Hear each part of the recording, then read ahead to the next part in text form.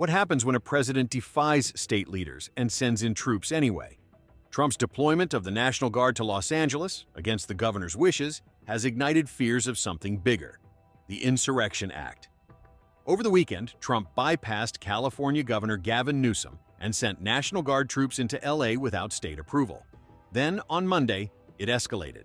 The White House deployed 700 U.S. Marines and doubled the National Guard presence to 4,000. Trump claimed the move was necessary to protect ICE operations and federal buildings.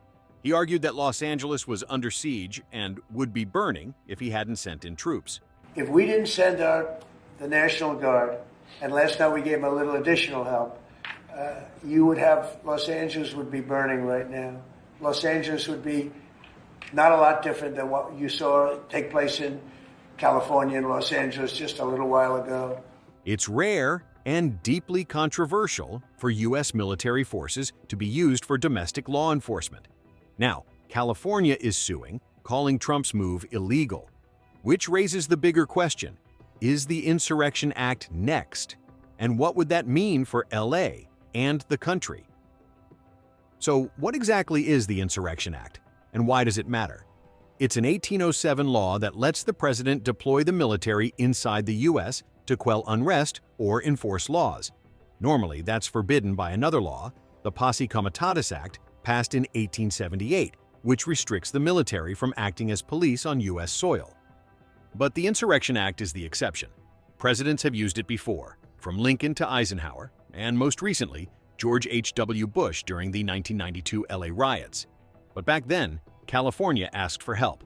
This time, Newsom wants Trump to back off. When asked if he'll invoke the act, Trump said, "Depends on whether or not there is an insurrection." If there's an insurrection, I would certainly invoke it. We'll see, but I can tell you last night was terrible. The night before that was terrible. We have, as you've seen, it was on most of your networks, people with big, heavy hammers pounding the concrete and pounding curbs, pounding it, breaking up all, and handing these big chunks of concrete to people. And they were taking that concrete, going up on bridges and dropping it into the roof of a car. They were throwing it at our police. They were throwing it at our soldiers that are there. And we got it stopped, and we have them in custody right now. Defense Secretary Pete Hegseth and DHS Secretary Kristi Noem reportedly advised against it, citing a drop in border crossings. But Trump doesn't need their approval. He's already declared a national emergency and already deployed the Guard under Title X. As Trump put it, "The bar is what I think it is." Legal experts warn the Insurrection Act gives the president sweeping power with almost no oversight. Congress can't block it. Courts can't move fast enough to stop it. If Trump invokes it without state consent, it would be the first time since the 1960s. And this isn't just about LA. Newsom warns that Trump could now send troops into any state at will. Look, this isn't just about protests here in Los Angeles. When Donald Trump sought blanket authority to commandeer the National Guard, he made that order apply to every state in this nation. This is about all of us. This is about you. California may be first, but it clearly will not end here. Other states are next. Democracy is next. The Insurrection Act was meant to preserve order. In the wrong hands, it can become a weapon. So the real question is, are we seeing law enforcement or a creeping authoritarian power grab?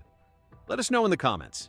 Do you think Trump's actions are justified, or is this a dangerous abuse of power? Like, subscribe, and hit the bell so you don't miss our next update on America's most pressing legal battles.